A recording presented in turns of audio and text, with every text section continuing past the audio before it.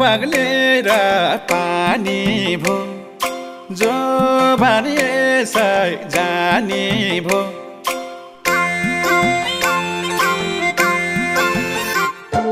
हिउँ पग्लेर पानी भो जो भने यसै जाने भो दसैँ आउला जोडौला मन